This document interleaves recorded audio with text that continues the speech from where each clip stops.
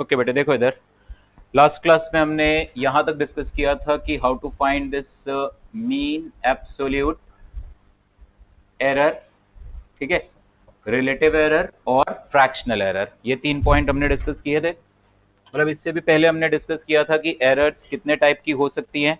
Systematic errors जो हमेशा one directional होती है, या तो तुम्हारा आंसर हर बार एक ट्रू वैल्यू से बड़ा ही आएगा या हर बार छोटा ही आएगा, that is called systematic error. फिर सिस्टमैटिक एरर किन किन वजहों से हो सकती है वो हमने देखा। Then comes random error, least count error, फिर था और क्या था, ग्रॉस एरर वगैरह, मतलब अलग अलग वेराइटीज थी। Then we moved on to कि एरर को रिप्रेजेंट कैसे करेंगे। तो अगर तुमने एक ऑब्जर्वेशन को लिखा x plus minus delta x, तो this delta x is mean absolute error, delta x by x is relative error, into 100 is percentage error. ठीक है, कभी कभी ऐसे भी लिख देगा what is the accuracy in the measurement of length, मतलब वो एरर ही पूछ रहा आपसे, तो वो ऑप्शंस में परसेंटेज एरर है, जो भी आप बताओ। Then we have seen that कि अगर हम नंबर्स को ऐड या सब्ट्रैक्ट कर रहे हैं, then absolute error in the final observation is equal to absolute error in the individual. Errors को हम हमेशा ऐड करेंगे, ये माइनस हो रहा है तो तुम्हें जब z की वैल्यू चाहिए तो आप इसको सब्ट्रैक्ट ही करो, बट जब आपको z की एब्सोल्यूट एरर चाहिए तो तीनों की एब्सोल्यूट एरर जोड़ो। बिकॉज ऐसा मानना है कि आप जब एरर बता रहे हो तो आप पूरी मैक्सिमम रेंज कवर करके बता रहे हो जहां पे वो वैल्यू लाई कर सकती है। आपको लेंथ मेजर करने को बोली थी, आपको बताना है कि वो किस रेंज में लाई कर सकती है लेंथ, तो इसलिए मैक्सिमम पॉसिबल कवरेज लेके चलते हैं, ये प्लस करेंगे। और अगर मल्टीप्लीकेशन या डिवीजन है, ऐसे लिखा है z is equal to a b upon c, multiplication हो रहा हो, डिवीजन हो रहा हो, anything, in this case what we have seen that delta z by z is equal to क्या आ जाएगा, delta a by a plus delta b by b plus delta c by c। Errors हमेशा add करेंगे, multiplication हो रहा हो, division हो रहा हो, z की तुम्हें वैल्यू चाहिए तो तुम वैसे ही ढूंढो, a और b को मल्टीप्लाई करो, c को डिवाइड करो, बट जब z की तुम्हें फ्रैक्शनल एरर चाहिए तो इन तीनों की फ्रैक्शनल एरर्स को ऐड करो, इनटू 100 कर दो, परसेंटेज एरर आएगा। ये चीज को लिखो, if z is equal to a b upon c, note करो इसको,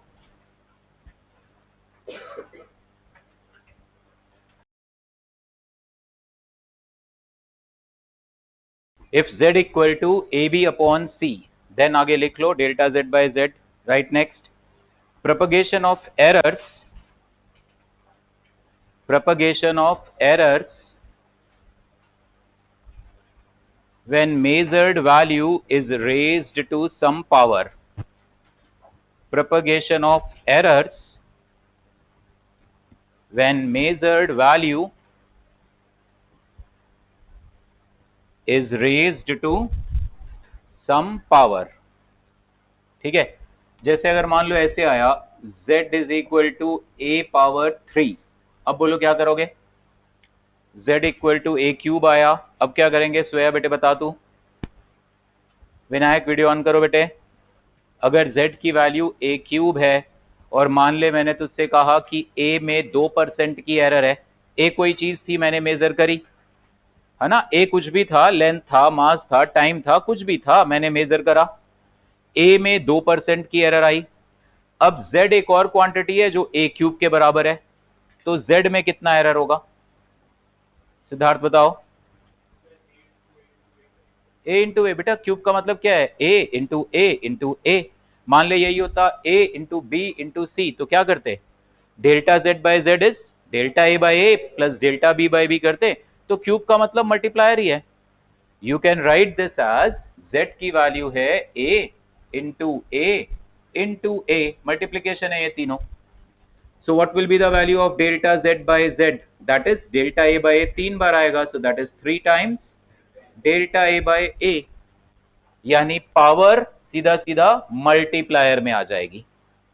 तो इसका मतलब z की fractional error is 3 times a की, क्योंकि क्यूब का मतलब a को 3 बार मल्टीप्लाई कर रहे हो आप, तो मल्टीप्लीकेशन में क्या होता है संप्रीत बेटे, मल्टीप्लीकेशन और डिवीजन में फ्रैक्शनल एरर्स ऐड होती हैं, फ्रैक्शनल एरर्स आप ऐड कर दो। ओके, नोट करो इसको।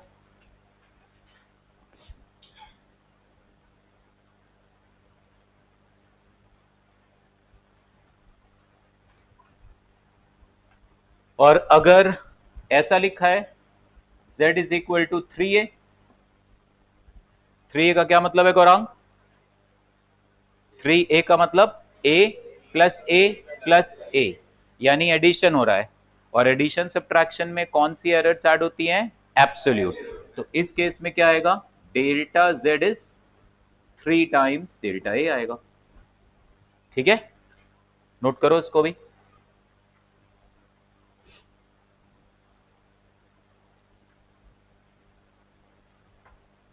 सो एनीवेज ये हम तो डिस्कस ये टॉपिक कर रहे हैं, वो तो आ गया सामने। क्यूब है तो मल्टीप्लायर है, 3a है तो मतलब a है, ध्यान रखना। ठीक है, अच्छा ऐसा आ गया मतलब z is equal to some constant, मान लो पाई टाइम्स a क्यूब। ये कोई कांस्टेंट आ गया, मैंने पाई वैसे ही लिख दिया, वो कांस्टेंट कुछ भी है। और वो कह रहा है भाई ये कांस्टेंट है, इसको हमने मेजर नहीं करा है तो इसमें कोई एरर नहीं है। भाई पाई को आप मेजर थोड़ा ना कर रहे हो, पाई की तो वैल्यू आप डायरेक्ट रख रहे हो 22/7, उसमें किस बात की एरर? तो ऐसी कई चीजें आएंगी जो में एरर नहीं होगी। ठीक है, पाई और क्या हो सकता है? प्लैंक्स कांस्टेंट में ई की वैल्यू वो जो होती है ई एक्सपोनेंशियल वाला, या फिर और प्लैंक्स कांस्टेंट, ऐसे कोई कांस्टेंट है जो तुमने मेजर नहीं करे हैं तो उनमें कोई एरर नहीं है। तो पाई में तो कोई एरर नहीं है, ए में एरर है। अब क्या करें सिद्धार्थ?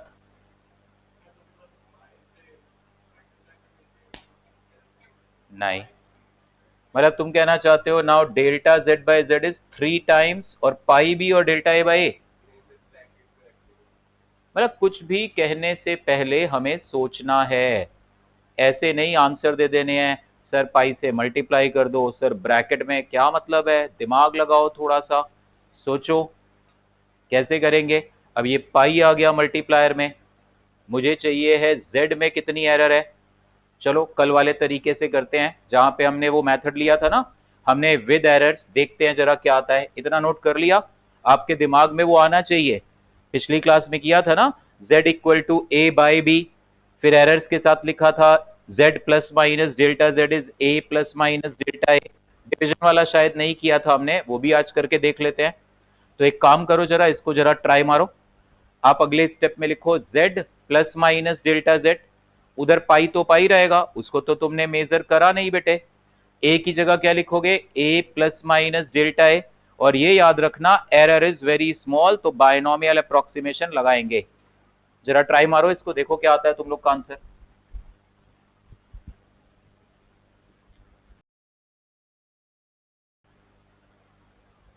देखो मैं सॉल्व करता हूं। एरर्स के साथ लिखा तो क्या आया? z plus minus delta z is pi times a plus minus delta a का क्यूब आया। पाई को तो ऐसे ही जाने देंगे, उसमें तो एरर है नहीं। ठीक, z को कॉमन लो यहाँ पे, तो z ये क्या आया? 1 plus minus delta z by Z. यहाँ पे a को बाहर करो, a बाहर आके क्या आएगा? a क्यूब, अंदर क्या बचेगा? 1 plus minus delta a by a whole power 3 बचेगा, ऐसा बचेगा ना? कोई डाउट तो नहीं है इसमें? Now z equal to pi a cube, ये तो कैंसिल हो गया। सो एलएचएस में क्या आया? Delta z by Z. ये क्योंकि स्मॉल है बहुत एरर, तो बाइनोमियल अप्रोक्सीमेशन 3 को अंदर लाओ, याद है ना? 1 plus x whole power n is 1 plus n x. तो 3 को अंदर लाओ, ये क्या बनेगा? 1 plus minus 3 times delta A by A. 1 और 1 कैंसिल हो गया, तो इस बार फिर से आंसर आ गया, this is equal to 3 times delta A by a. Plus minus तो ऑफ कोर्स लगा के बताते ही एरर। तो यानी z equal to a cube हो या z is equal to pi a cube हो, दोनों केसेस में एरर का आंसर सेम आ रहा है। दोनों केसेस में z की fractional error is 3 times a की फ्रैक्शनल एरर। ठीक है, नोट करो इसको।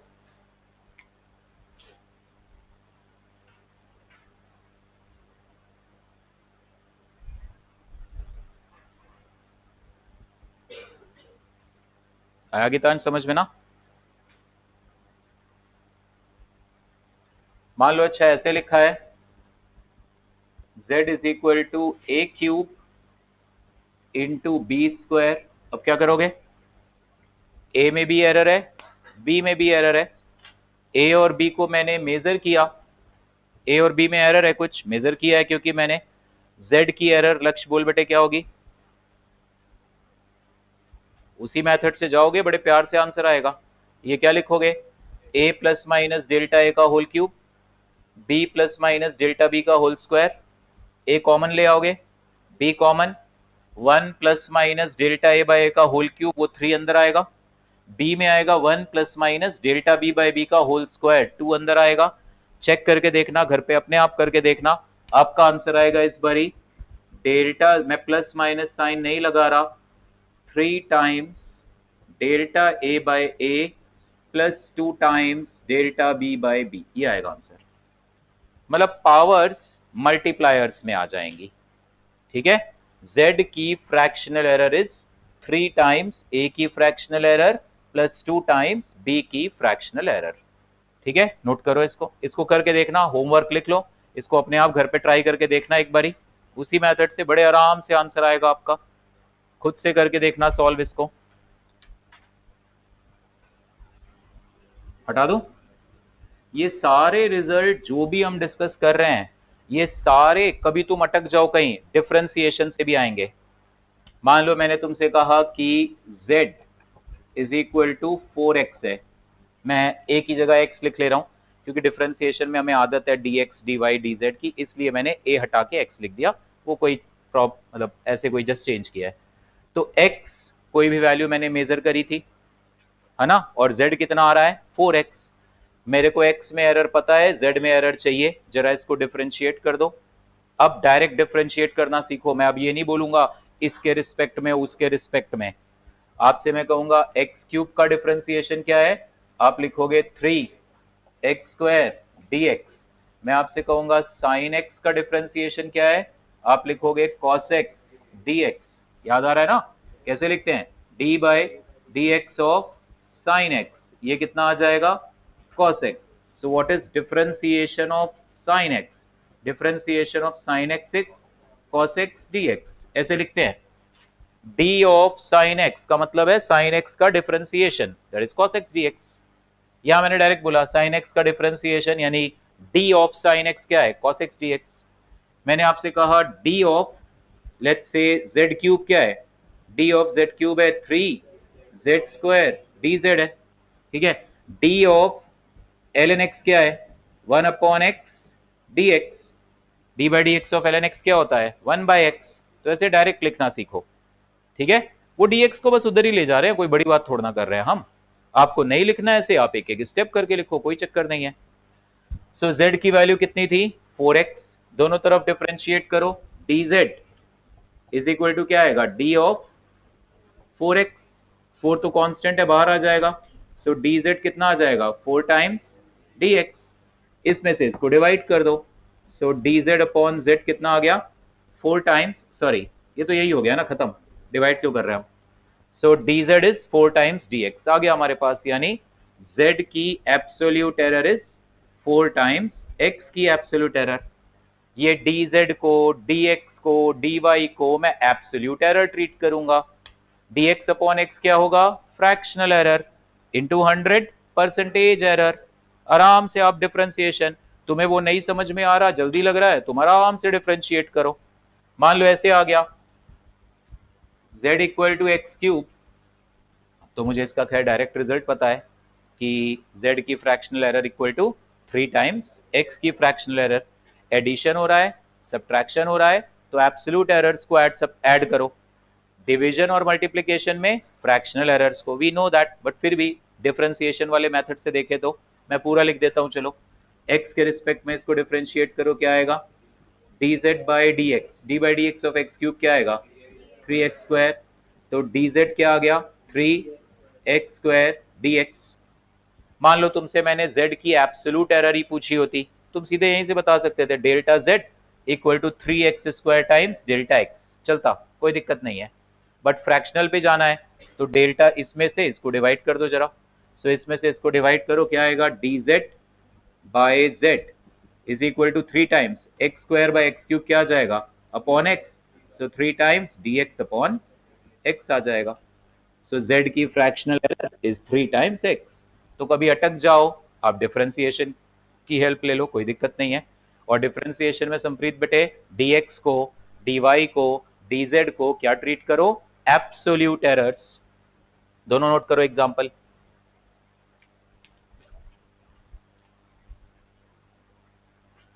ठीक है, एक क्वेश्चन करो जरा, देखो इधर क्या है सिलेंडर का volume pi r square l, length उसकी या हाइट जो भी कह लो।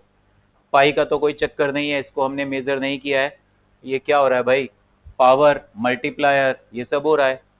ठीक है, मैं लिखूं z is equal to a b, अगर मैं लिखूं z is equal to a b, आप क्या लिखते हो delta z by z is delta a by a plus delta b by b, लिखते हो कि नहीं। और अगर मैं कहूं z is equal to a square into b है, अब क्या लिखोगे, अब लिखोगे delta z by z is 2 times delta a by a plus delta b by b, लिखोगे कि नहीं लिखोगे। तो भाई यहाँ क्या दिक्कत है, पाई को तो भूल जाओ, मैं डिफरेंशिएशन करके भी दिखाता हूँ आपको। आप डायरेक्ट लिखोगे यहाँ पे delta v by v is 2 times delta r by r plus delta l by l। 100 से मल्टीप्लाई करो क्योंकि परसेंटेज एरर्स गिवन है। वॉल्यूम की percentage error is 2 times radius की percentage error plus delta l by l into 100 length की percentage error. Radius की percentage error कितनी given है हमें 2%, लेंथ में कितनी गिवन है 1%, तो ये हो जाएगा 2 टाइम्स 2% प्लस 1 कितना आ गया 5% एरर आ गई वॉल्यूम में। ये delta r by r into 100 की वैल्यू ही तो तुम्हें गिवन थी डायरेक्ट, रेडियस की परसेंटेज एरर। मल्टीप्लिकेशन ही तो था सीधे बेटे, इस पाई का तो कोई रोल ही नहीं है, पाई को तो तुमने मेजर ही नहीं किया, उसमें तो कोई एरर ही नहीं है। ठीक है, लक्ष्य क्या लिख रहे थे बेटा इतना लंबा चौड़ा, अनुष्का नहीं हो पाया था बेटे, डायरेक्ट है, डायरेक्ट आप देखो ना, मल्टीप्लिकेशन ही तो कर रहे हो, पावर भी है तो मल्टीप्लिकेशन ही तो है। जब तुमने z is equal to a b c का बता दिया, ये वैसा ही तो है, r इंटू एल, डायरेक्ट बताना चाहिए था। खैर कोई नहीं, ऑब्जेक्टिव क्वेश्चन आएगा, ये बड़ा स्कोरिंग टॉपिक है। हाँ एडवांस में जरूर इस पे अच्छे क्वेश्चंस में फंसाया हुआ है एक दो बारी, अदरवाइज जेई मेन लेवल पे तो बहुत स्कोरिंग, तुम तो वर्बल आंसर दोगे, सीधा बोलोगे 2 टाइम्स इसकी परसेंटेज एरर प्लस इसकी, सो 2 टाइम्स 2% 4% प्लस 1% 5% हो गया, वही क्वेश्चन खत्म हो जाएगा। मान लो मैं तुमसे क्वेश्चन देता, एक स्फेयर है, स्फेयर की रेडियस मेजर करने में मैंने 1% की एरर करी, तो वॉल्यूम में कितनी करूंगा, तो आप लिखते हैं volume is what 4/3 pi r cube. अब ये 4/3 पाई हमने मेजर तो किया नहीं, ये थोड़ा ना मेजर किया है, हमने तो रेडियस खाली मेजर करी है। सो what is the percentage error in volume, it is 3 times percentage error in radius. सीधे सीधे क्वेश्चन से बेटे बहुत। सो मान लो रेडियस में 1% एरर है तो वॉल्यूम में 3% एरर होगा मेजरमेंट में। ओके, नोट कर लो इसको भी, एक क्वेश्चन की तरह लिख लो। If error in the measurement of radius of a sphere is 1%, if error in the measurement of radius of a sphere is 1%,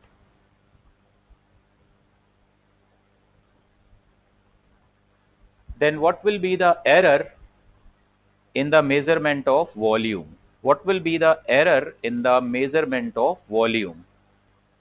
note कर लो इसको।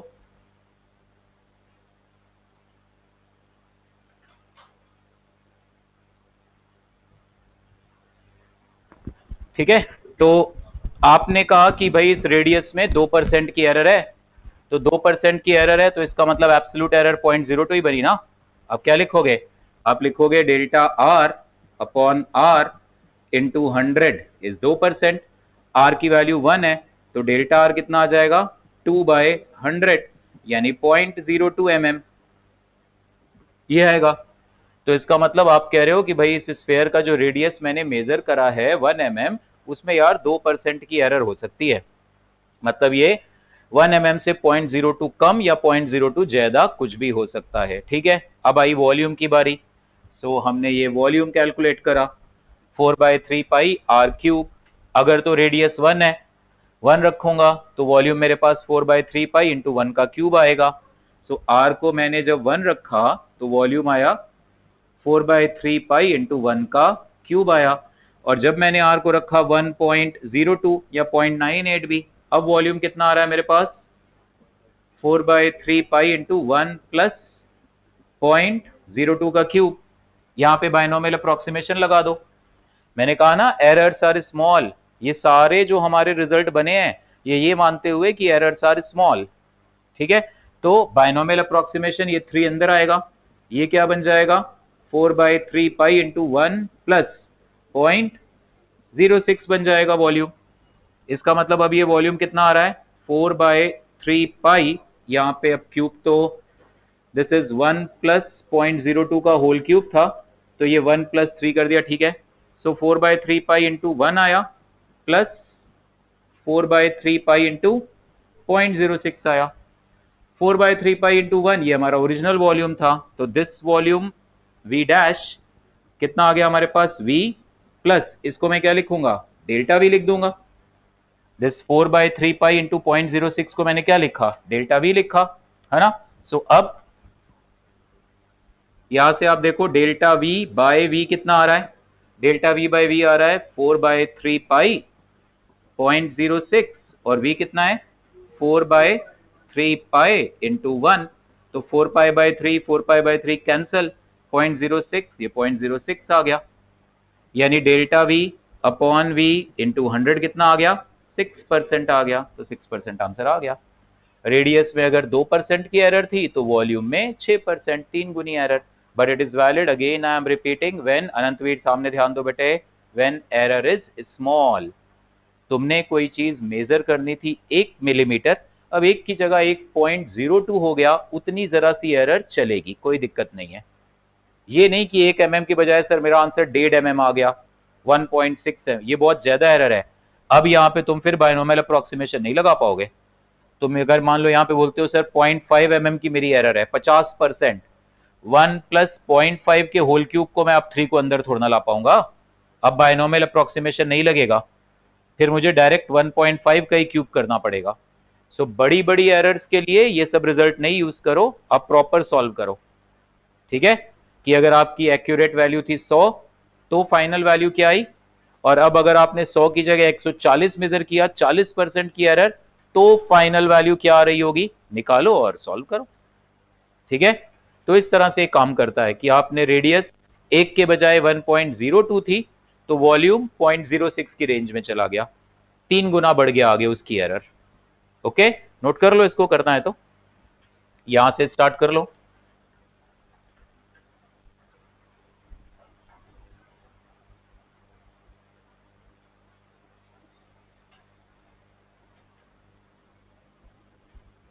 एक और क्वेश्चन लिखो जरा।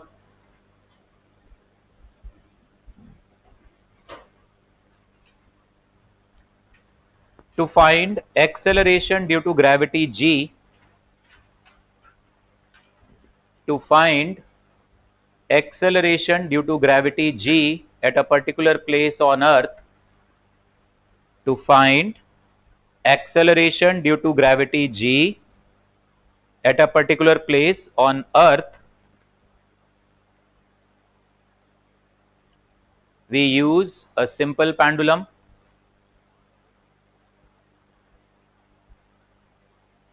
To find acceleration due to gravity g at a particular place on earth, we used a simple pendulum. ठीक है, ऐसे कर सकते हो ना आप। ये एक सिंपल पेंडुलम है, ये पार्टिकल है मास m का, इसको ऐसे स्विंग कराओ, लोएस्ट पॉइंट पे इसकी वेलोसिटी √2gl से कम होगी, तभी SHM कर रहा है ना इस तरह से पीरियोडिक मोशन। ये यहां से चला, ऐसे गया, फिर ऐसे वापस आया, ये जो टाइम पीरियड आता है ये टाइम पीरियड आता है 2π √L/g। ये हम आगे हमारे सामने चैप्टर आएगा वहां पे हम देखेंगे ये formula. Time period of a simple pendulum, L इसकी लेंथ है, मास का रोल नहीं आता, ये यूनिट्स एंड डायमेंशन में भी कर चुके हम डेरिवेशन, ठीक है। लेंथ इसकी L है थ्रेड की और टाइम पीरियड T है। अब तुमने टाइम मेजर कर लिया, तुम्हारे पास एक स्टॉप वॉच है, तुमने सिंपल पेंडुलम का टाइम पीरियड मेजर कर लिया। लेंथ तुमने स्केल से मेजर कर ली, ठीक है। तो लेंथ और टाइम की वैल्यू रखो, जी की वैल्यू आएगी। ये तो तुम घर पे भी कर सकते हो।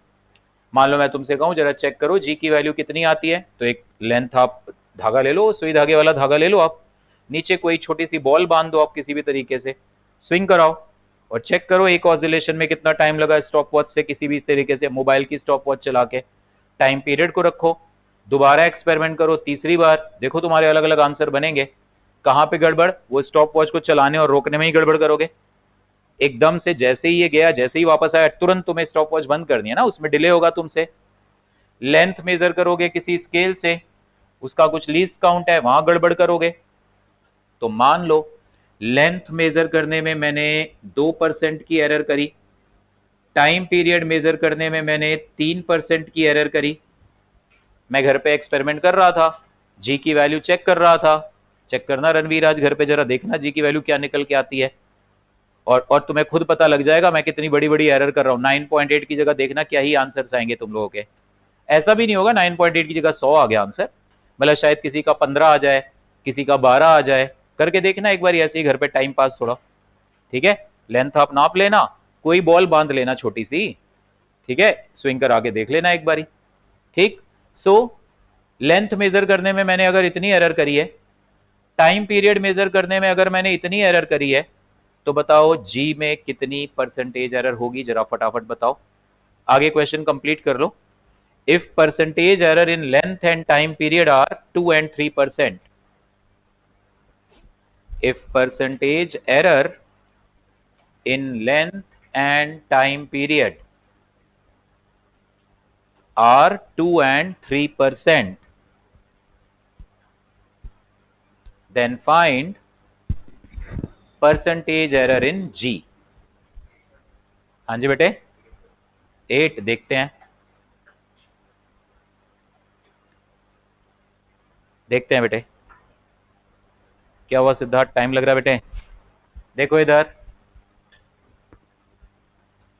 हमने लिखा इस रिलेशन को स्क्वायर कर दो दोनों तरफ, टी स्क्वायर कितना आ गया 4 पाई स्क्वायर एल बाय जी, जी को उधर ले जाओ, this is 4 pi square L by T square. जो चीज हमें अननोन है उसको लेफ्ट हैंड साइड ले आए ना। अभी 4 पाई स्क्वायर तो हमने मेजर नहीं किया, तो इसमें तो कोई चक्कर नहीं है, बाकी तो सीधे सीधे मल्टीप्लाई डिवाइड हो रहा है, एल अपॉन टी स्क्वायर। इसका मतलब परसेंटेज एरर इन जी या fractional error is delta l by l plus 2 times delta t by t. दोनों तरफ 100 से मल्टीप्लाई कर लो। लेंथ की परसेंटेज एरर है 2, टाइम की 3 है, उसका दुगना होगा, तो 6 और 2, सो डेल्टा जी अपॉन जी इंटू 100, ये क्या आएगा 8%। ठीक, समझ में आई बात।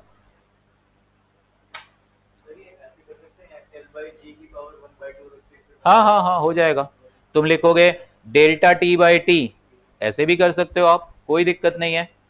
इसको तुम यहीं पे आप स्क्वायर मत करो, आप इसको लिखो delta t by t is half of delta l by l plus half of delta g by g, क्योंकि रूट में थे ना ये दोनों, तो पावर हाफ आ गया। अब यहां से मैं लिख सकता हूं दिस, इसको इधर ले आओ, so half delta g by g is half delta l by l plus ही करना। अब वो टैलेंट मत दिखाना सर वो इधर गया वो इधर गया, ये माइनस कर दो, एरर्स आर ऑलवेज एडेड। अब ये नहीं कहना सर ये इसको इधर ले जाके सब्ट्रैक्ट कर देते हैं, एरर्स हैं ये, दे आर ऑलवेज एडेड। क्यों एडेड भाई साहब, मुझे मैक्सिमम रेंज कवरेज करके बताना है, क्या मेरी बड़ी से बड़ी छोटी से छोटी गलती हो सकती है, सब कवर करना है मुझे। सो इसलिए यहां मत खेलने लग जाना अलजेब्रा पूरा, सर वो उधर गया तो माइनस करो, एरर्स आर ऑलवेज। अब 2 से मल्टीप्लाई कर दो, यही आ गया तुम्हारा आंसर, ठीक है, कर सकते हो। अब सुनो एक और बात, अब यहां तो इस क्वेश्चन में मैंने तुम्हें डायरेक्ट एरर दे दी 2% 3%। अब एक क्वेश्चन आता है, हमने इसका टाइम पीरियड, लेंथ तो चलो आप स्केल लगाओगे, और लेंथ आप नाप लोगे बेटे, लेंथ में तो कोई दिक्कत नहीं है। ठीक, ये टाइम ना, एक ऑसिलेशन का टाइम नोट करें या 50 का या 100 का, एज्यूमिंग डैम्पिंग बड़ी स्ट्रांग नहीं है।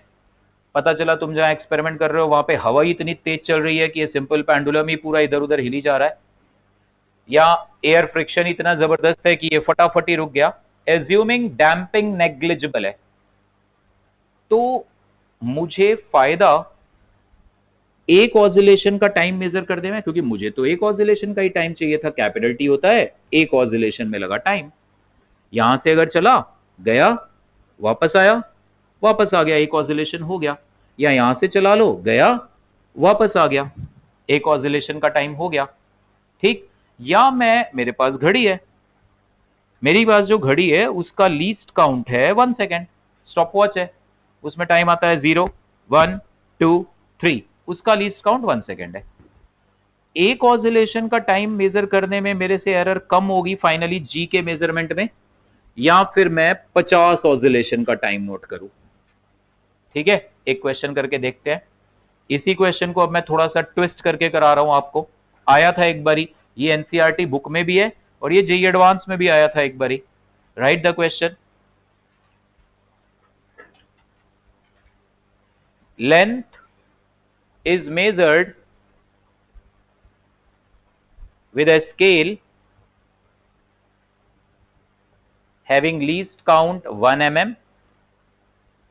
Length is measured with a scale having least count 1 mm and capital L equal to 50 centimeter. Length आई कितनी? 50। जिस स्केल से मैंने ये लेंथ मेजर करी उसका लीस्ट काउंट कितना है? 1 mm। तो यहां पे सुनना मेरी बात, कभी भी ऐसे क्वेश्चन आता है, मैंने लेंथ मेजर करी, लेंथ आई तो 50 सेंटीमीटर है, जिस स्केल से मेजर करी थी उसका लीस्ट काउंट था 1 mm, तो डेल्टा एल हो जाएगा 1 mm। Maximum possible absolute error जो आप कर सकते हो that is equal to the least count. इससे बड़ी एरर तो नहीं करोगे ना। कल उस दिन बताया था, स्केल है, आपका ऑब्जेक्ट 7 mm और 8 mm के बीच में कहीं आ रहा है, तो 7 पॉइंट समथिंग की बोलोगे ना, 8 पॉइंट समथिंग तो बोल नहीं दोगे उसको। सो अगर मैंने तुमसे कहा कि मैंने एक कोई भी मेजरमेंट लिया, वो मेजरमेंट आया 10 यूनिट, वो चाहे लेंथ है, मास है, कुछ भी है, 10 यूनिट, जिस स्केल से मेजर करा उसका लीस्ट काउंट था 0.01। सो इसका मतलब इसको क्या लिखोगे? 10 प्लस माइनस 0.01। ओके, क्या शिवांश? सुन बेटे मेरी पूरी बात ध्यान से, खोना नहीं है क्लास में। 10 plus minus 0.01, so least count of the instrument is equal to the absolute error। ठीक, तो लेंथ की एब्सोल्यूट एरर कितनी हो गई? 1 mm। Right, time period for 50 oscillations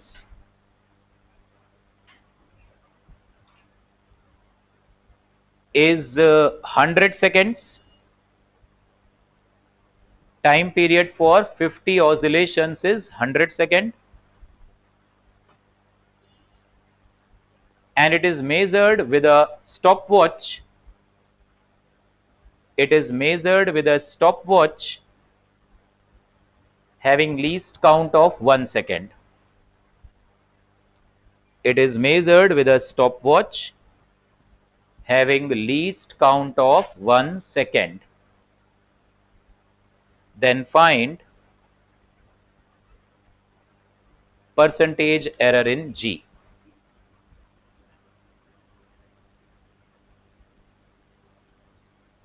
ठीक है, ऐसे ही मैंने रैंडम वैल्यूज दे लेके किया है। ठीक है, पता चला तुम कहो sir time period is 2 pi root of L by G है।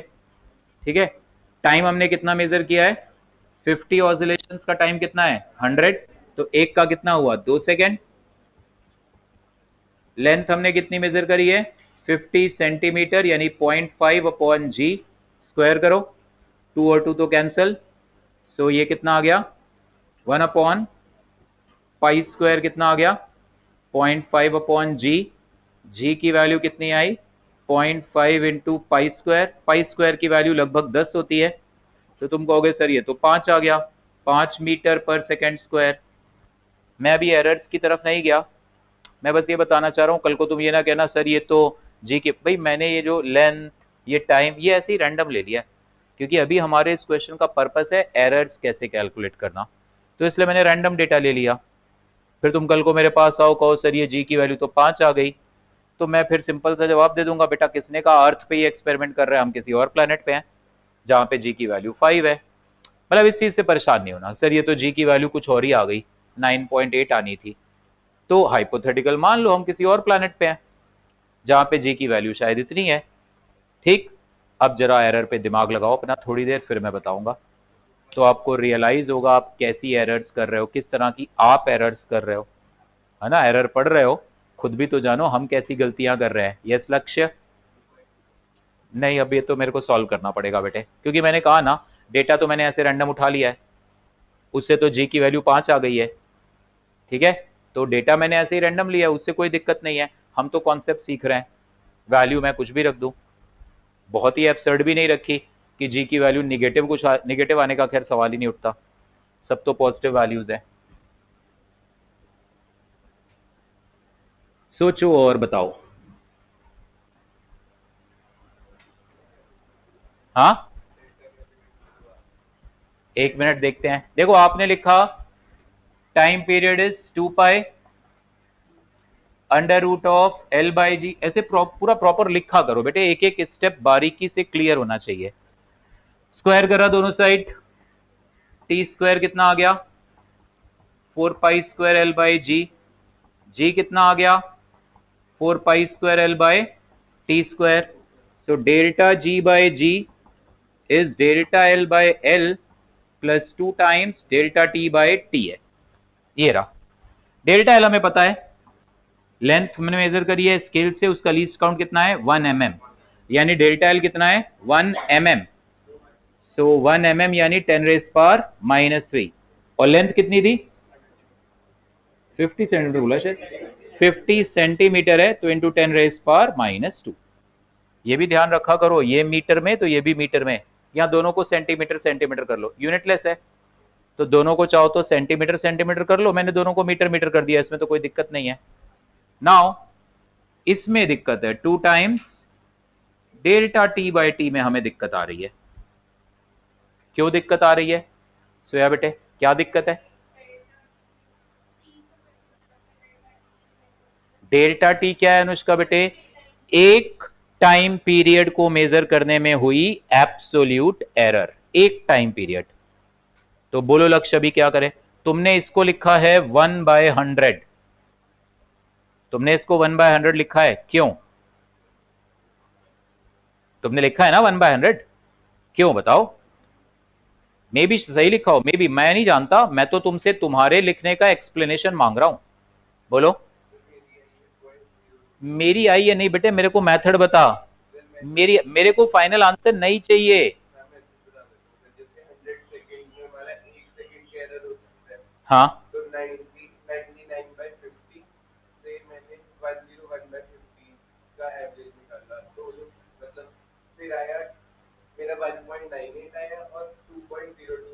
ऐसे नहीं करना बेटे, वो तो मैंने एक बार कैलकुलेशंस करके दिखा दिया था, वो जो रेडियस लिया था 1 mm, तो या 0.02 ज्यादा है, उसको बार बार नहीं यूज करना, मेथड लगाना है। सुनो ध्यान से मैं बताता हूं, मान लो तुमने, देखो तुम्हारी जो 1 सेकंड की एरर है वो उन 50 ऑसिलेशंस को मेजर करने में है, एक ऑसिलेशन को मेजर करने में नहीं है।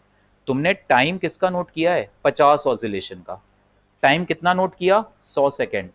एरर उसमें कितनी हो सकती है तुम्हारी? ज्यादा से ज्यादा 1 सेकंड, क्योंकि तुम्हारी स्टॉप वॉच में जब वो टाइम बोल रहा है 100, क्या पता असली में टाइम 100.99 हो। मेरे पास दूसरी स्टॉप वॉच थी, उसमें तो 100.99, तुम तो 100 बोलोगे। तुम्हारे में तो जब तक 101 नहीं हो जाता वो 100 पे रुका रहेगा, 100 के बाद सीधा 101 बताएगा ना तुम्हारी घड़ी में। तो ये जो 1 सेकंड की एरर है, ये 50 ऑसिलेशंस का टाइम जो था 100 सेकंड, उसे मेजर करने में मेरी एरर थी, है ना। ये क्या है? Fractional error. 100 सेकंड का टाइम मेजर करने में मेरी एरर कितनी है? 1 सेकंड। तो 1 सेकेंड का टाइम मेजर करने में एरर क्या होगी? 1/100। ऐसे समझाना था मुझे। मेरे हिसाब से वो तुमने सही लिखा है 1/100, वही लिखेंगे, बट एक्सप्लेनेशन चाहिए। तुम इसको ऐसे समझो। आपने कहा लिखा, आपने लिखा small t is equal to n times capital T, ऐसे लिखा। What is small n? Number of oscillations. What is small t? Time for n oscillations. What is capital T? Time for 1 oscillation. एक oscillation का time कितना है? Capital T। Shivansh यार इधर ध्यान, मैं क्लास से बाहर करूंगा, अगर सामने ध्यान होना चाहिए पूरा। फिर कोई एटीट्यूड नहीं है जिस तरह से तुम बैठे हो क्लास में, ढंग से बैठो। Small t is the time for n oscillations, capital T is the time for 1 oscillation. आज हमने सीखा z इक्वल टू क्या लिखा था? 4x। तो डेल्टा z को क्या लिखा था? 4 टाइम्स डेल्टा x। यार 4x का मतलब क्या है? x plus x plus x plus x. Addition ही तो कर रहे हो। एडिशन में कौन सी एरर्स ऐड होती हैं? एब्सोल्यूट। ये n स्मॉल t का मतलब क्या है? Capital T plus capital T plus capital T। इसका मतलब डेल्टा स्मॉल t कितना है? n times delta capital T है कि नहीं है? डिवाइड करो इसमें से इसे। So delta t by t is equal to delta capital T by capital T। यानी एक ऑसिलेशन को मेजर करने की तुम्हारी फ्रैक्शनल एरर या n ऑसिलेशंस को मेजर करने की तुम्हारी फ्रैक्शनल एरर बराबर है। तो फिर मैं एक ऑसिलेशन का टाइम ही नाप लूं। मैंने क्यों 50 ऑसिलेशन का टाइम नापा? एक ऑसिलेशन में भी मेरी फ्रैक्शनल एरर वही आ रही है, 50 ऑसिलेशन में भी मेरी फ्रैक्शनल एरर तो वही आ रही है। ये फॉर्मूला तो मुझे यही कह रहा है, आया ना? स्मॉल t की और कैपिटल T की फ्रैक्शनल एरर तो बराबर आ रही है। स्मॉल t क्या है? n ऑसिलेशंस का टाइम। कैपिटल T क्या है? एक ऑसिलेशन का टाइम। तो यार तुमने फिर 50 ऑसिलेशन क्यों लिए? इतना टाइम क्यों बर्बाद करा बैठ के वहां पे? एक ऑसिलेशन का टाइम कैलकुलेट करते ना सिद्धार्थ। क्या फायदा हुआ 50 ऑसिलेशंस का टाइम मेजर करने में? और ये स्टेटमेंट ऐसे है, more the number of oscillations you keep laser will be the error. तुम 50 की जगह 60 ऑसिलेशंस का टाइम नोट करते, तुम्हारी एरर और घटती। ये क्या हो रहा है? बोलो लक्ष्य।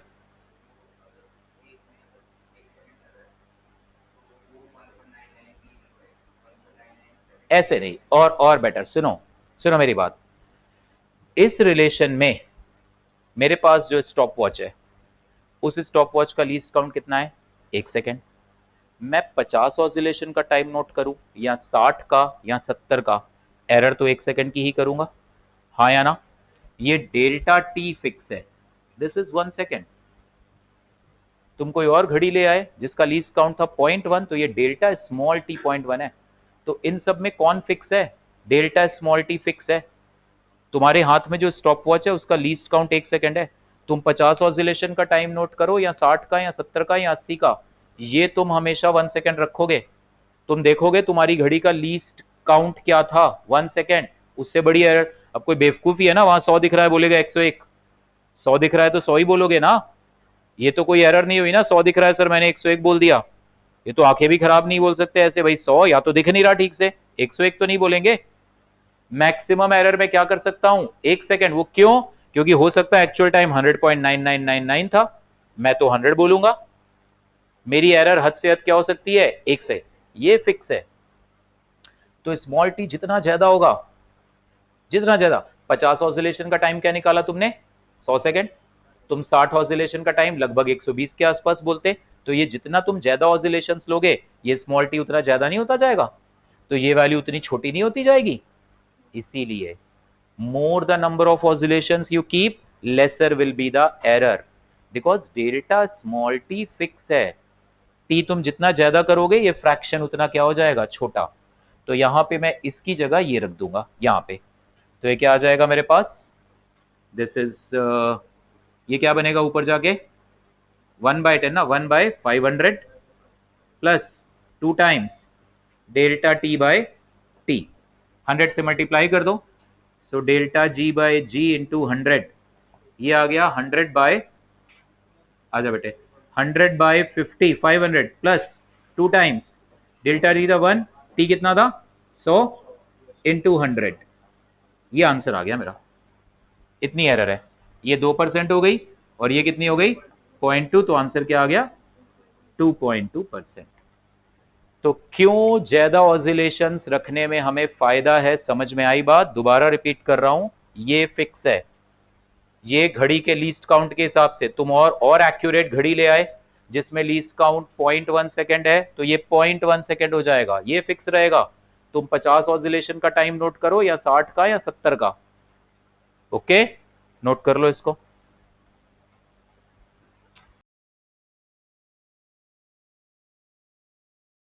ज्यादा ऑसिलेशंस क्यों मेजर करते हैं? अब ज्यादा का मतलब ये भी नहीं सोलो बोलो 500 कर लें, क्योंकि जी की वैल्यू में अब टाइम वेस्ट भी नहीं करो ना, और इतने ज्यादा ऑसिलेशंस होते होते तो वो डैम्पिंग भी हो जाएगी, ठीक है। जितने ज्यादा ऑसिलेशंस रखेंगे स्मॉल टी आएगा उतना ज्यादा, स्मॉल टी और डेल्टा टी तो फिक्स है, तो स्मॉल टी जितना बड़ा एरर हमारी उतनी कम, ओके, ठीक है, right. Here delta small t is fixed. Here delta small t is fixed. It will be equal to, here delta small t is fixed. It will be equal to least count of the stopwatch. It will be equal to least count of the stopwatch.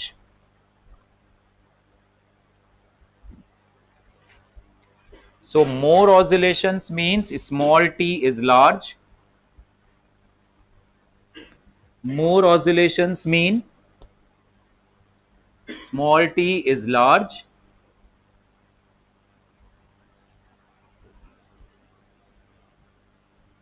So delta t by t will be small. Delta t by t is small. So error will be small. ठीक है। एक बार JEE main में ऐसे भी questions आया है कि किस वाले केस में एरर कम आएगी, हमने 50 ऑसिलेशन का टाइम निकाला तो एरर कम आएगी, या 100 ऑसिलेशन का 100 का, हाँ प्रोवाइडेड डैम्पिंग ना हो रही हो अच्छी खासी, ठीक है। अब एक लास्ट फिर डाउट डिस्कस करते हैं। हरनूर याद नहीं दिलाते बेटे, फिर क्लास के एंड में बोलते हो sir doubt laws of motion, बोला मैंने कहा था ना 1 घंटे बाद बता देना, ठीक है, वो तो मुझे याद आ गया। एक और केस देखना, कभी कभी ऐसे फंस जाएंगे। अब मान लो हमसे कहा गया ये एक रजिस्टर है R1, ये है 10 प्लस माइनस 0.02 ओम्स, ये एक रजिस्टर है R2, ये है लेट से 6 प्लस माइनस, या इसको कर दो 6, इसको कर दो 3 प्लस माइनस 0.01 ओम्स। अगर तो मैंने इन दोनों रजिस्टर्स को जोड़ा सीरीज में फिर तो कोई दिक्कत नहीं है। सीरीज में क्या होता है, R effective is equal to R1 plus R2, तो वो तो हो जाएगा 6 प्लस 3 9। डेल्टा R इफेक्टिव, ये तो एडिशन हो रहा है, एडिशन सब्ट्रैक्शन में तो एब्सोल्यूट एरर्स जुड़ती हैं, सो इफेक्टिव रेजिस्टेंस की absolute error is equal to delta R1 plus delta R2, तो ये कितना आ जाएगा 0.03 ओम्स। तो अगर मैंने कहा मैंने इन दोनों रेजिस्टर्स को सीरीज में जोड़ा, फाइनल वैल्यू क्या है, आंसर आएगा 9 प्लस माइनस 0.03 ओम्स, ये तो आंसर आ गया। सीरीज में तो आसान है। अगर इनको पैरेलल में जोड़ा, फिर पैरेलल में जोड़ेंगे तो 1 by R effective is 1 by R1 plus 1 by R2। अब गड़बड़ हो गई, सिर्फ मल्टीप्लिकेशन डिविजन पावर दिखती तो हम फ्रैक्शनल एरर्स जोड़ते जाते हैं, सिर्फ एडिशन और सब्ट्रैक्शन दिखता है तो हम एब्सोल्यूट एरर्स जोड़ते जाते हैं। अब तक हमने यही किया है ना। मेरे को दिखा z is equal to a plus b plus c, absolute errors जोड़ दी। मेरे को दिखा z is equal to a cube b square upon c power 4, fractional errors जोड़ दी मैंने। मतलब मुझे सिर्फ मल्टीप्लिकेशन डिवीजन दिख रहा है, आसान है, सिर्फ एडिशन सब्ट्रैक्शन दिख रहा है, आसान है। मान लो तुमने कहा sir z is equal to a power 3 b power 2 upon c power 4 है। आसान है ये, कोई दिक्कत नहीं। स्कूल में बस इसी तरह के क्वेश्चंस आते हैं। बोलेगा a में 2% एरर है, b में 2% है, c में 1% है, z में बताओ। It's easy. आप सीधे लिखोगे delta z by z is 3 times delta a by a plus 2 times delta b by b plus 4 times, minus नहीं कर देना, डेल्टा c बाय c। खत्म। सिर्फ मल्टीप्लीकेशन डिविजन पावर्स हैं, it's easy. Fractional errors add करते जाओ। आज ही किया सिलेंडर में, pi r square into l. Pi का चक्कर कोई दिक्कत नहीं है, आर स्क्वायर इंटू एल था, सो बोला 2 times delta r by r plus delta l by l. यहां गड़बड़ हो गई, यहां एडिशन भी आ गया, 1 अपॉन भी आ गया, इन अ वे डिविजन भी आ गया। अब क्या करें लक्ष्य बेटे, अब ये गड़बड़ हो गई। अब हम लेंगे डिफरेंशिएशन का सहारा। अब मतलब ऐसे क्वेश्चंस भी आपके सामने आएंगे जहां पे जरूरी नहीं है आप डायरेक्ट ऐसे लिख पाओ या डायरेक्ट एडिशन वाला रिजल्ट ये लगा पाओ ऐसा। सो इस तरह का क्वेश्चन आया हमारे सामने जहां पे एडिशन सब्ट्रैक्शन भी है, मल्टीप्लीकेशन डिवीजन भी आ रहा है। मैंने बोला z equal to x square plus y cube z square, plus भी आ गया और क्यूब वगैरह भी आ गया, मतलब मल्टीप्लीकेशन भी आ गया और डिवीजन सब्ट्रैक्शन एडिशन सब्ट्रैक्शन भी आ गया। कोई बात नहीं, डिफरेंशिएशन की हेल्प लेते हैं। d by d x 1 by x क्या होता है, d by d x of x power -1। इसका डिफरेंशिएशन क्या आता है, -1 एक्स पावर -2, यानी d by d x of 1 by x क्या आ रहा है, d by d x of 1 by x आ रहा है -1 अपॉन एक्स स्क्वायर। तो मैं इसको dx को उधर ले जाऊं, सो डिफरेंशिएशन ऑफ 1 बाय एक्स क्या आ जाएगा, -1 अपॉन एक्स स्क्वायर dx। चलेगा? मैं डायरेक्ट, प्लीज मैं बार बार बता रहा हूं, 4 दिन बाद बताऊंगा बच्चे गायब, फिर वो तुम्हारी लापरवाही है। 1 अपॉन एक्स का डिफरेंशिएशन मैं सीधे क्या लिखूंगा, -1 upon x square dx। 1 upon r effective का डिफरेंशिएशन, आप ये नहीं कहना सर आर इफेक्टिव तो कांस्टेंट है, आर इफेक्टिव में जो एरर आ रही है मैं उसी को वेरिएबल मान के चल रहा हूं। सो आर इफेक्टिव का डिफरेंशिएशन क्या आएगा, -1 upon r effective square into d of r effective. इसका डिफरेंशिएशन क्या आएगा, -1 by R1 square d R1 minus d R2 upon R2 square. चलेगा? डिफरेंशिएट करा है वो, differentiation of 1 upon x is -1 upon x square dx। Minus sine हटा दो, D R की जगह डेल्टा आर कर दो। ये जो dx, dy, dz है इनको हम एब्सोल्यूट एरर्स मानते हैं। So delta r effective upon r effective का square is delta R1 by R1 का square plus delta R2 bye R2 का स्क्वायर। हो गया, बस हो गया। पहले वाले फॉर्मूले से तुम 1 बाय आर इफेक्टिव निकालो, सीरीज वाला तो आसान ही है, इसको तो मिटा ही दूं मैं, वो तो कहीं ना कहीं क्वेश्चन में भेजी तो आसान है ना, सीधा सीधा आप सॉल्व कर लोगे। इन्हें हमने पैरेलल में कनेक्ट करा है तो ठीक है। 1 बाय आर इफेक्टिव कितना आ जाएगा, 1 बाय 6 प्लस 1 बाय 3, 6 3 एलसीएम 6 आया, 1 प्लस 2, सो आर इफेक्टिव कितना आ गया, 6 बाय 3 2 ओम्स आ गया। यहां पे रख दो। डेल्टा आर इफेक्टिव ढूंढना था, आर इफेक्टिव तुमने कितना निकाल लिया, 2 ओम्स। बिना एरर के भी तो निकालो, एक्चुअल वैल्यू तो निकालो, फिर एरर भी ढूंढेंगे। आर इफेक्टिव 2 था तो ये कितना हो गया, 4। डेल्टा R1 क्या था, 0.02, 0.02 बाय R1 क्या था, 6 का स्क्वायर 36 प्लस डेल्टा R2 क्या है 0.01, R2 था 3 का स्क्वायर 9। यहां से डेल्टा आर इफेक्टिव आ जाएगा और फिर हमारा आंसर क्या होगा, 2 plus minus delta r effective, वो यहां से निकाल ही लेंगे हम, इजी है बहुत। तो अगर स्टैंडर्ड में नहीं आ रहा, go for differentiation and integration, और उन डिफरेंशिएशन इंटीग्रेशन में dx, dy, dz इनको ट्रीट करो क्या आशिता बेटे, एब्सोल्यूट एरर्स। समझ में? ये एनसीईआरटी बुक में एग्जांपल, और इसी पे बेस्ड ऑप्टिक्स में एक रिलेशन होता है, याद है, 1 upon v minus 1 upon u equal to 1 upon f. JEE advance 2015 में क्वेश्चन था उसी पे बेस्ड, वो भी बताऊंगा, अभी कल बताऊंगा आपको, आज डाउट डिस्कस कर रहे हैं। इसको नोट करो लास्ट बस।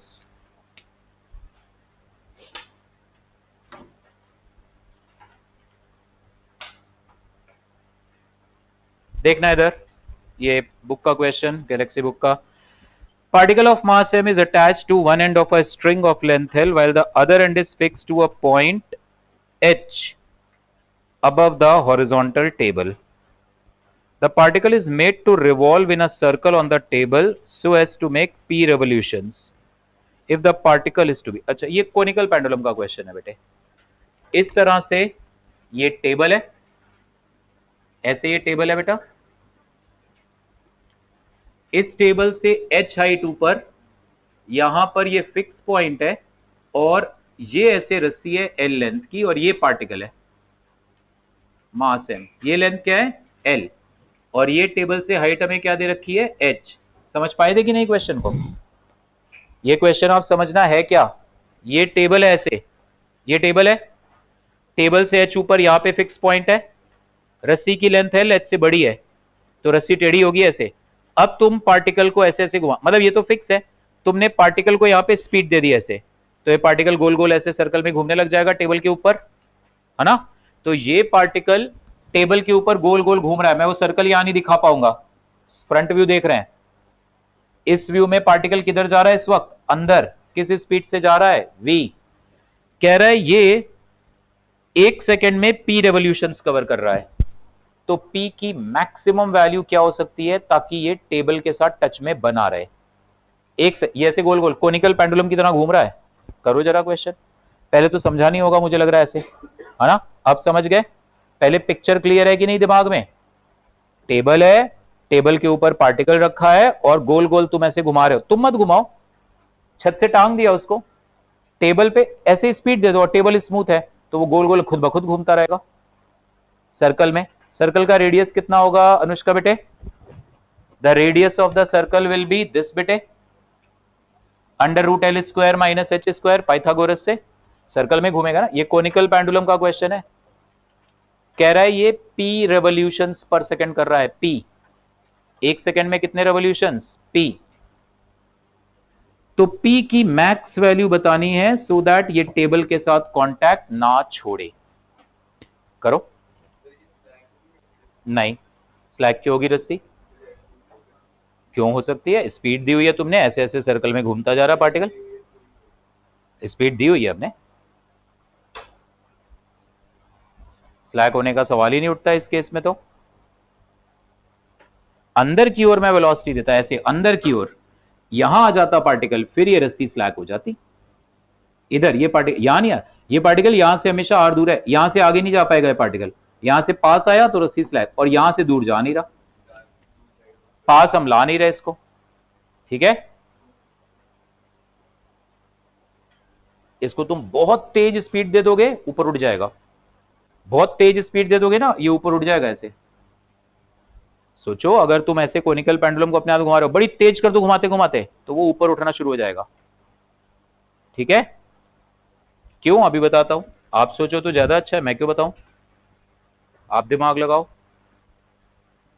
करो करो, सॉल्व करो क्वेश्चन को। कोनिकल पेंडुलम की शेप में ये घूम रहा है, 1 सेकेंड में p ऑसिलेशंस,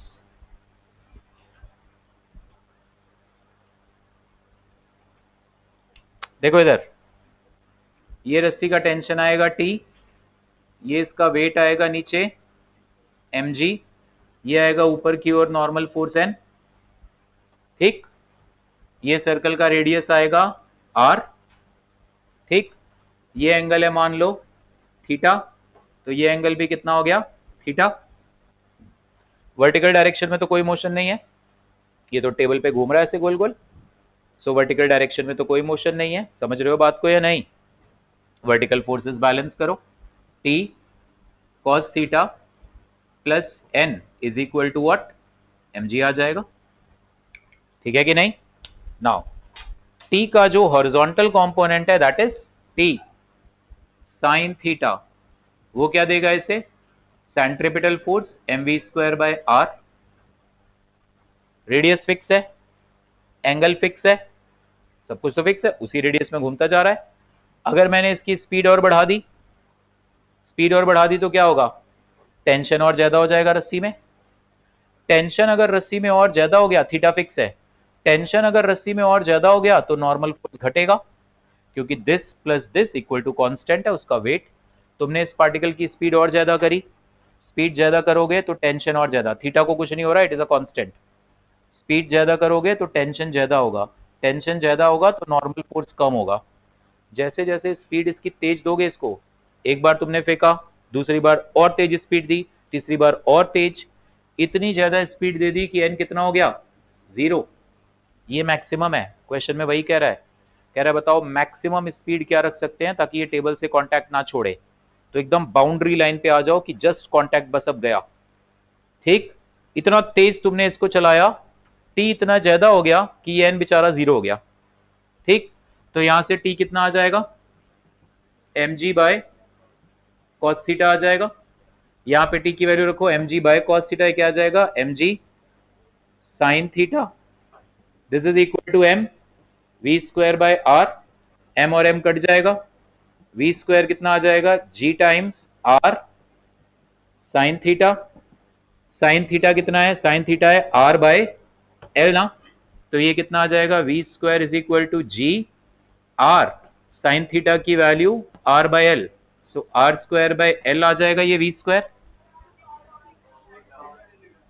एक मिनट, ये t था ना, तो t को मैंने लिखा mg by cos theta, sorry ये g tan थीटा हो जाएगा, सो g tan थीटा। सो ये हो गया जी आर tan थीटा, और tan थीटा कितना है, r बाय एच, तो ये कितना बन गया, g r square by h. R square को एलिमिनेट कर देंगे क्योंकि क्वेश्चन में हमें एल और एच गिवन है, तो r square is l square minus h square हो जाएगा बाद में।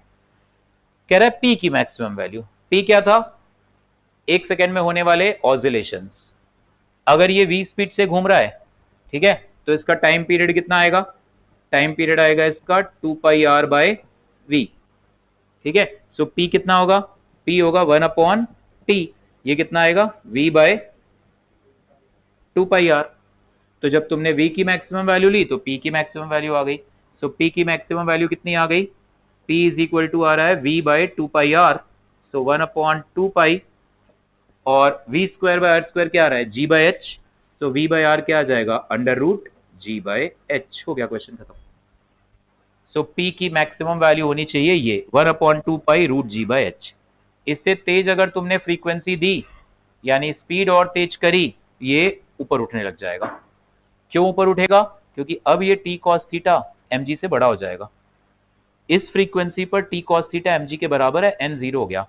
और तेज घुमाओगे, स्पीड और तेज करोगे, टेंशन और ज्यादा होगा, तो t cos थीटा mg से बड़ा ये ऊपर उठेगा, ठीक है। सिंपली भी अगर आप एक कोनिकल पेंडुलम को ऐसे ऐसे घुमाते हो, टेबल पे ना रखे हुए, आप ऐसे कोनिकल पेंडुलम को घुमाते हो इन दिस वे, ऐसे, ये हाथ में बैग तो उठा ले मेरे भाई, आप कोनिकल पेंडुलम को सिंपली ऐसे घुमा रहे हो, टेबल पे नहीं रखा है, व्हाट हैपेंस, ये टी लगता है, ये थीटा, टी कॉस थीटा, इधर लिख देता हूं, टी कॉस थीटा किसको संभालता है, वेट को। टी साइन थीटा किसको संभालता है, क्या देता है, centripetal force m v square by r. तुम अगर स्पीड तेज करोगे, टेंशन बड़ा होना चाहेगा, टेंशन बड़ा होना चाहेगा तो टी कॉस थीटा एमजी से बढ़ेगा, तो ये पार्टिकल और ऊपर उठेगा, ठीक है।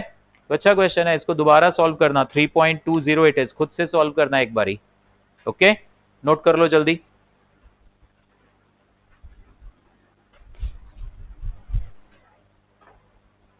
जो क्वेश्चंस क्लास में करते हैं, अगर आपने वो खुद से पहले नहीं करे थे, उन्हें दोबारा फिर करो खुद से।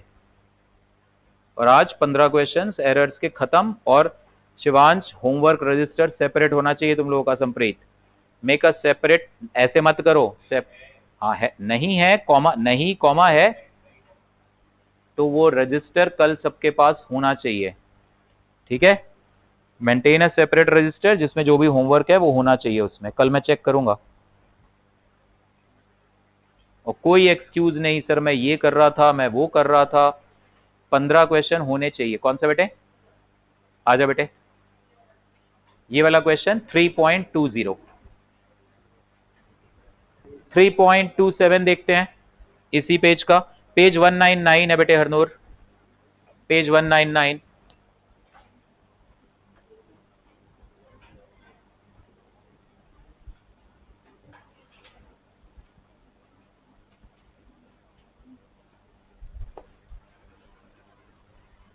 3.27 देखना जरा, बात है नहीं बेटे। A block of mass 4 kg is resting on a horizontal table and a force of 10 Newton is applied on it in the horizontal direction. Coefficient of kinetic friction between the block and the table is 0.1. The work done in √20 seconds. ठीक है, ये एक block है 4 kg का, mu की value है 0.1, force of 10 Newton is applied, कह रहा है √20 सेकेंड्स में वर्क डन। तो ये तो लक्ष्य बेटे आसान क्वेश्चन दिख रहा है, ये क्यों पूछ रहे हो? अच्छा आंसर नहीं आया, चलो कर दो एक बार सॉल्व, हो सकता है आंसर में मिस्टेक हो। √20 मैं ही सॉल्व कर देता हूं। कह रहा है work done in √20 second by the applied force, by the friction force and net force. तो जो अप्लाइड फोर्स वर्क करेगा, जो फ्रिक्शन वर्क करेगा, उन्हें अलजेब्रिकली जोड़ोगे, नेट फोर्स का वर्क डन आ जाएगा। फ्रिक्शन फोर्स कितना लगेगा? 40 इंटू 0.1, 4 न्यूटन। नेट फोर्स कितना आ गया? 6, 6/4। एक्सेलरेशन कितना आ गया? 1.5। डिस्प्लेसमेंट कितना आ गया √20 सेकेंड्स में? हाफ। एक्सेलरेशन को मैंने लिखा 3/2 और ये t² आ गया 20, तो ये 2, ये 10 आ गया, 5, 15 मीटर का डिस्प्लेसमेंट आ गया। सो अप्लाइड फोर्स का वर्क डन F1 कितना है? 10 इंटू 15 कितना आया? 150 जूल। फ्रिक्शन फोर्स का वर्क डन है ये, work done by applied force, work done by friction कितना आ गया? -4 into 15, -60 joule. And work done by net force is 90 joule.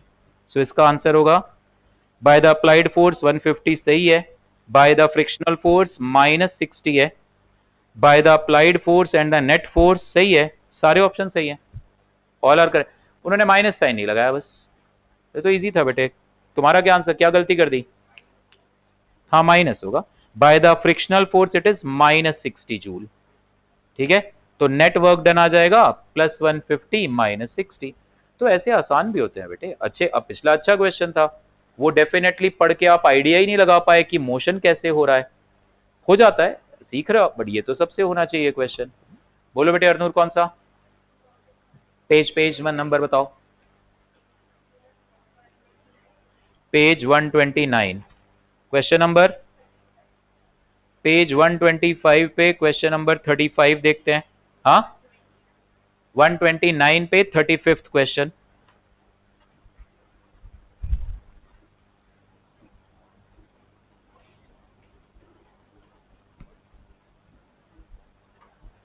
ये बुक सब पास में रखो, मैं इसी में से ही बोल दिया करूंगा ये क्वेश्चंस करो, क्योंकि कुछ कुछ मतलब मिस्टेक्स भी हैं थोड़ी बहुत, बट इट्स ओके, मतलब कलेक्शन है पूरा तो आप अच्छे से करो। A load attached to the end of a spring and in equilibrium produces 9 centimeter extension. If the spring is cut into 3 equal parts and one end of it is fixed at O and the other end are attached to the same load, the extension in centimeter. बेटा ठीक है, अगर spring है मेरे पास, पहले एक ही spring से block को टांगा था, तो kx was equal to mg। अब उस स्प्रिंग के जब तूने 3 टुकड़े कर दिए, तो मैंने सिखाया है आपको spring constant is inversely proportional to natural length. 3 हिस्से कर दिए, तो अब एक हिस्से का स्प्रिंग कांस्टेंट हो जाएगा 3 गुना, ये 3 गुना हो गया, तो अब 3ky आएगा mg, यानी एलोंगेशन हो जाएगा 1/3। तो पहले एलोंगेशन था 9, अब होगा 3 सेंटीमीटर, क्योंकि ना बेटे ऐसे नहीं है, ये ऐसे स्प्रिंग टांगा था, ऐसे ये ब्लॉक टांगा था, ये स्प्रिंग अपनी नेचुरल लेंथ से कह रहा है 9 सेंटीमीटर एलोंगेट हो गया था, ये mg। तो इसका मतलब k into 9 was equal to mg। मैं सेंटीमीटर को मीटर वगैरह में नहीं बदल रहा, कंपैरिजन ही करना है। अब हमने इस स्प्रिंग के करे 3 टुकड़े, एक टुकड़े से हमने ऐसे ब्लॉक को अटैच कर दिया ऐसे, तो इस एक टुकड़े का स्प्रिंग कांस्टेंट होगा 3k, तो ये अपनी नेचुरल लेंथ से मान लो y एलोंगेट हो गया, so 3ky is equal to same mg। So mg को लिख k into 9, so 3ky is equal to k into 9, so y कितना आ गया? 3 सेंटीमीटर। ये क्वेश्चन था, एक ही इसी स्प्रिंग के 3 टुकड़े करे, और किसी भी एक टुकड़े से हमने सेम लोड को सस्पेंड करा है, सेम लोड को। ओके, और बोलो कौन सा, और कोई क्वेश्चन है बताओ। हाँ, वर्क पावर का पेज बोल, 192 से आगे, मतलब question number 53, page 195, 3.33। A small coin is placed on a stationary horizontal disc at a distance small r from the center. The disc starts rotating about a fixed vertical axis through its center with a constant angular acceleration alpha. Number of revolution n accomplished by the disc before the coin starts slipping on the disc. ये तो circular motion का question हो गया basically, ठीक है। The coefficient of static friction between the coin and the disc is mu g, ठीक है, alpha से देख, और कह रहा है नंबर ऑफ रेवोल्यूशन। देखो इधर, ये सर्कुलर मोशन का क्वेश्चन है, ये एक बड़ी सी डिस्क है, ठीक है, ये पूरी डिस्क है, ऐसे टॉप व्यू हम देख रहे हैं, है ना। अब इस व्यू में ये नहीं कहना सर एमजी ऐसे लगा दो नीचे, एमजी अंदर की ओर होगा। इस डिस्क पर सेंटर से आर दूर एक ये कॉइन रखा हुआ है हमने, कॉइन रख दो, ब्लॉक रख दो, कुछ भी रख दो, मास एम का। अब इस पूरी डिस्क को हमने अल्फा एंगुलर एक्सेलरेशन से विद जीरो इनिशियल वेलोसिटी घुमाना शुरू कर दिया। तो ये केस है जहां पे मैंने आपको सिखाया था, एक कार फ्लैट सर्कुलर रोड में टर्न ले रही है और टर्न लेते लेते उसकी स्पीड बढ़ती जा रही है, ठीक। तो होगा क्या, ये ऐसे गोल गोल घूमना शुरू करेगा, इसके साथ इस पार्टिकल को सर्कल में घुमाने के लिए सेंट्रिपिटल फोर्स, सात्विक इधर ध्यान दो, टेंजेंशियल फोर्स, सब कुछ कौन देगा, फ्रिक्शन, क्योंकि इसका वेट अंदर है, नॉर्मल फोर्स बाहर है, दोनों वेस्ट हो रहे हैं, क्योंकि ये मोशन कैसे कर रहा है, हॉरिजॉन्टल प्लेन में, और mg और n कैसे हैं, वर्टिकल, उनका कोई रोल नहीं है इस मोशन में, बस n की वैल्यू mg के बराबर है, तो म्यू n में काम आएगा उसका, ठीक। तो सर्कल में घूमते घूमते किसी भी जनरल टाइम पर ये ऐसे घूमते घूमते घूमते घूमते लेट्स से यहां आ गया, ठीक है, ऐसे आर रेडियस के सर्कल में घूमते घूमते यहां, ये एंगल कितना आएगा, थीटा बताओ जीवन, what will be this angle theta, इसी के बारे में तो पूछ रहा है। आप लगाओ s equal to u t plus half a t square के जगह theta is equal to omega naught t plus half alpha t square. तो किसी भी टाइम टी में ये कितना एंगल घूम जाएगा, हाफ अल्फा टी स्क्वायर, इतना एंगल घूम जाएगा। तो रोटेशंस कितने कवर कर गया, रोटेशंस होंगे number of rotations n, theta by 2 pi, by 2 pi rotation तो एक रेवोल्यूशन, ठीक है, 2 पाई एंगल तो एक रोटेशन, और थीटा एंगल तो थीटा बाय 2 पाई रोटेशन। हो सकता है यहाँ पे पहुंचाओ 10 चक्कर लगाने के बाद, मैं तो ऐसे ही लिखूंगा थीटा बाय 2 पाई, ठीक। 2 पाई का एंगल तो एक रोटेशन, तो एक थीटा रोटेशन तो theta by 2 pi, theta angle sorry, तो number of rotation theta by 2 pi. यहां पर जब ये पहुंचा तो इसकी स्पीड इधर है omega, angular velocity, angular velocity इसकी कितनी होगी, alpha T, omega is omega naught plus alpha T, ये एंगुलर वेलोसिटी होगी, ठीक। टेंजेंशियल एक्सेलरेशन इसके पास कितना होगा इस जगह पे, अल्फा आर, रेडियल एक्सेलरेशन इस जगह पे कितना होगा, omega square r. Radial acceleration और टेंजेंशियल दोनों कौन दे रहा होगा, फ्रिक्शन। तो फ्रिक्शन फोर्स का रेडियल कंपोनेंट कितना आ जाएगा, m omega square r, friction force का टेंजेंशियल कंपोनेंट क्या आ जाएगा, m times alpha r. Friction ही तो सारा काम कर रहा है, mg और n तो वेस्ट है।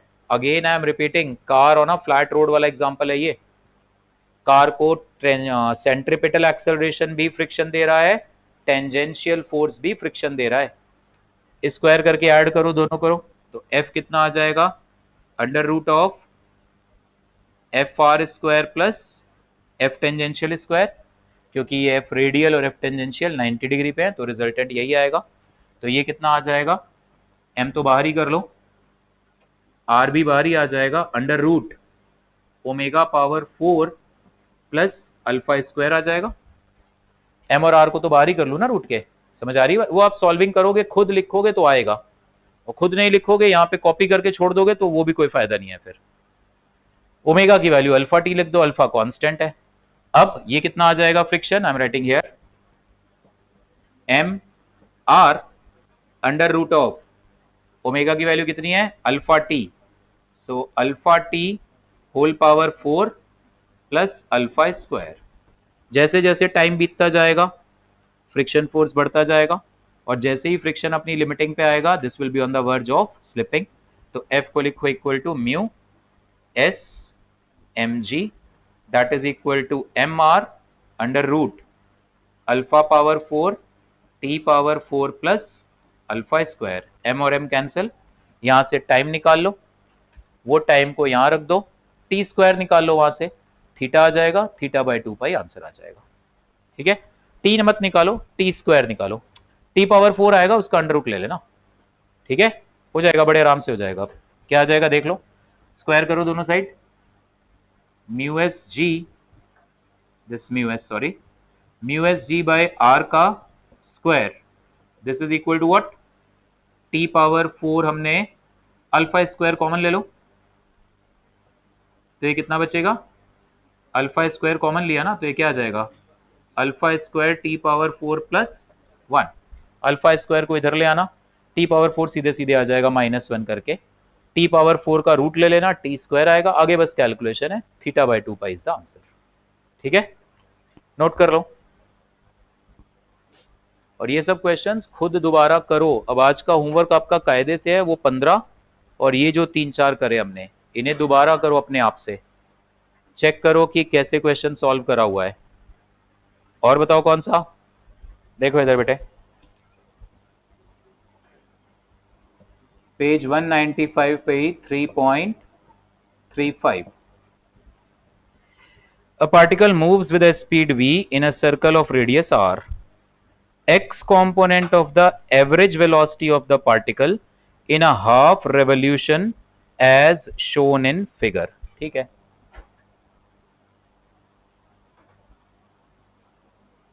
ये पार्टिकल ऐसे सर्कल में घूम रहा है इस तरीके से, शुरू में ये यहां से 60 डिग्री इधर है, ये इनिशियल पोजीशन है, फाइनली ये डायमेट्रिकली अपोजिट यहां पहुंचा, दिस एंगल इज 60 डिग्री। ये एक्स एक्सिस, वाई एक्सिस, कह रहा है कांस्टेंट स्पीड से सर्कल में जा रहा है v स्पीड, और सर्कल का रेडियस r है। कह रहा है इस जगह से इस जगह के बीच इसकी जो एवरेज वेलोसिटी आ रही है उसका x कंपोनेंट। ठीक, ओके। एवरेज वेलोसिटी क्या होती है, एवरेज वेलोसिटी होती है डिस्प्लेसमेंट अपॉन टाइम, वेक्टोरियली चलते हैं, वेक्टर क्वांटिटी है, और ऊपर से हमसे x कंपोनेंट पूछ रहा है, तो let's go in vector form, है ना। या फिर एक काम करते हैं, अच्छा चलो पहले मैग्नीट्यूड ढूंढ लेते हैं, डायरेक्शन तो मुझे पता ही है, एवरेज वेलोसिटी का डायरेक्शन उधर ही होता है जिधर डिस्प्लेसमेंट, और डिस्प्लेसमेंट का डायरेक्शन तो ये रहा, this is the direction of displacement, है ना, इनिशियल पोजीशन से फाइनल पोजीशन की तरफ, ये रहा डिस्प्लेसमेंट। नेगेटिव एक्स एक्सिस से कितने एंगल पर है 60, तो वेलोसिटी का डायरेक्शन भी इधर ही आएगा, है ना, cos 60 i cap sin 60 j cap, multiply कर देंगे बाद में यूनिट वेक्टर से। सो एवरेज वेलोसिटी का मैग्नीट्यूड निकाल लेते हैं, डिस्प्लेसमेंट आ रहा है 2r, so this is 2r, time कितना लगा गौरांग,